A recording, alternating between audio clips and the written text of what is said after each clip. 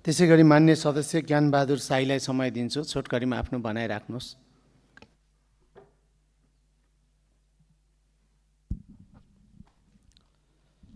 सम्माननीय सभामुख महोदय, हामीले विभिन्न किताबहरू पढेका छौँ र यो नेपाल भन्ने देश आज बनेको होइन, यसको धेरै लामो इतिहास छ। परराष्ट्र नीति के कसरी बन्छ?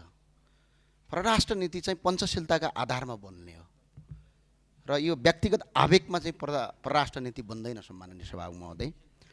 र यो अर्को कुरो चाहिँ देशको प्रधानमन्त्रीले बोल्ने कुरा चाहिँ तथ्यमा टेकेर प्रमाणमा टेकेर बोल्ने हो र हचुवाका तालमा बोल्ने कुरा होइन भन्ने मलाई लाग्छ। त्यही भएर प्रधानमन्त्रीज्यूले जुन नेपालले भारतको सीमा मिचिएको छ भने जुन अभिव्यक्ति दिनुभयो, गल्ती मान्छेबाट हुने हो, कुनै मेसिनबाट होइन। त्यही भएर यो गल्ती सच्याउँदा नै यो देश र राष्ट्रको हित हुन्छ भन्ने कुरा लाग्छ मलाई। यो कुरा चाहिँ प्रधानमन्त्रीले गरून् र सम्माननीय सभामुख महोदयले यो संसदलाई मर्यादित बनाउन प्रधानमन्त्रीमाथि रुलिङ गर्नुपर्ने अवस्था देखिन्छ। यो त्यो गरून् भन्ने म अभिलाषा राख्छु।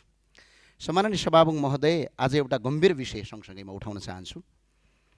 सम्माननीय सभामुख महोदय, संसदीय मामिला तथा कानुन मन्त्रालयले मुलुकी अपराध संहिता 2074 को दफा 49लाई संशोधन गर्ने नाममा नेपालको संविधान र लोकतान्त्रिक मूल्य मान्यतामाथि नै प्रश्न उठ्ने गरी मस्यौदा अघि बढाएको विषयप्रति मेरो गम्भीर ध्यान आकर्षण भएको छ। यो सबैले सुन्नुपर्ने विषयवस्तु छ। नेपालको संविधानले प्रत्येक नागरिकलाई विचार तथा अभिव्यक्तिको स्वतन्त्रता दिएको छ। संविधानको धारा 17ले विचार राख्ने र बोल्ने र असहमति व्यक्त गर्ने मौलिक अधिकार सुनिश्चित गरेको छ। धारा 269 र धारा 270ले राजनीतिक बहुलवाद र राजनीतिक स्वतन्त्रताको संवैधानिक प्रत्याभूति गरेका छन्। धारा 274ले त संविधानको मूल मर्म र आधारभूत विशेषतालाई प्रतिकूल असर पर्ने गरी कानुन वा संशोधन गर्न नहुने स्पष्ट व्यवस्था गरेको छ।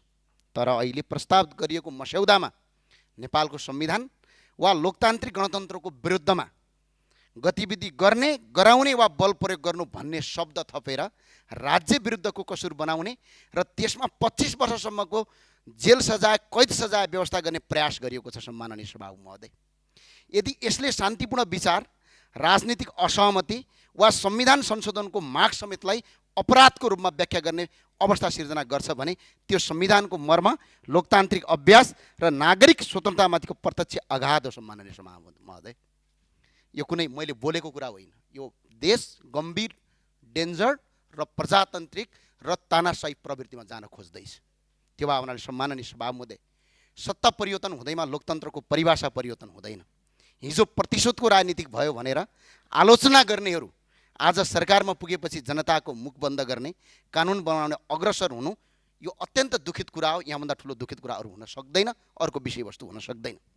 लोकतन्त्रमा सरकारको समर्थन गर्न पाइन्छ र विरोध गर्न पनि पाइन्छ।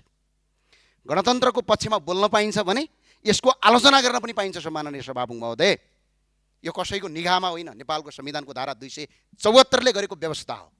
त्यो भएको हुनाले प्रदेश संरचना खारेज गर्नुपर्ने माग राख्न पाइन्छ, संविधान संशोधनको माग गर्न पाइन्छ। यी सबै राजनीति अभिव्यक्तिका विषय हुन्, यी राज्य विरुद्धका अपराध होइनन्। कानुन मन्त्रीलाई एकपटक अध्ययन गर्नका लागि म अपिल गर्न चाहन्छु। लोकतन्त्रमा सरकारको आलोचना देशद्रोह होइन, यो असहमति अपराध होइन, फरक विचार राष्ट्र विरोधी होइन। जनताको आवाजलाई कानुनको डर देखाएर दबाउने प्रयास लोकतन्त्रको रक्षा होइन। सम्माननीय सभामध्ये म 1 मिनट सकेँ। रक्षा होइन, लोकतन्त्रको घाँटी निमोट्ने प्रयास हो। म सरकारलाई आग्रह गर्न चाहन्छु, संविधानसँग बाजिने, नागरिक स्वतन्त्रता सङ्कुचित गर्ने, लोकतान्त्रिक अधिकारमाथि अङ्कुश लगाउने कुनै पनि विधेयक संसदमा नल्याइयोस्। संसद जनताको आवाज सुन्ने थलो हो, जनताको मुख बन्द गर्ने थलो होइन। सम्माननीय सभामुख महोदय, सम्माननीय सभामुख महोदय, विदेशबाट आयोजित व्यवस्थाका प्रमुख पात्र तथा 10 वर्ष सशस्त्र युद्धको नेतृत्व गर्नुभएका पुष्पकमल दाहाल प्रचण्डले समेत हिम्मत गर्नुभएको थिएन, तर आज यो सरकारले हिम्मत गरेको छ। यो सरकारलाई सोध्न चाहन्छु, तपाईँलाई जनताले बहुमत दियो, तपाईँले बहुमत जनताको मुख थुन भनेर दिएको होइन। एकछिन गएर आफूलाई भोट हाल्ने मतदातालाई गएर सोध्न अपिल गर्न चाहन्छु। यस्ता किसिमका मसौदाले यो राष्ट्र, यो देश प्रजातान्त्रिक अभ्यास र मूल्य र मान्यताका विरुद्धमा जान सक्छ। यस्ता विधेयक र मस्यौदा लेख्नुभन्दा अगाडि एकपटक यो देशको प्रजातान्त्रिक आन्दोलन र जनताको अभिव्यक्ति स्वतन्त्रतामाथि कोठागति गर्ने काम बन्द गरियोस्, म यो अपिल गर्न चाहन्छु। त्यो भएर सम्माननीय सभामुख महोदय, कसैलाई तितो लाग्न सक्छ, कसैलाई यो मिठो नलाग्न सक्छ। आज मेरो प्रतिपक्षको मात्र आवाज होइन, यो सत्ता पक्षको पनि आवाज हो।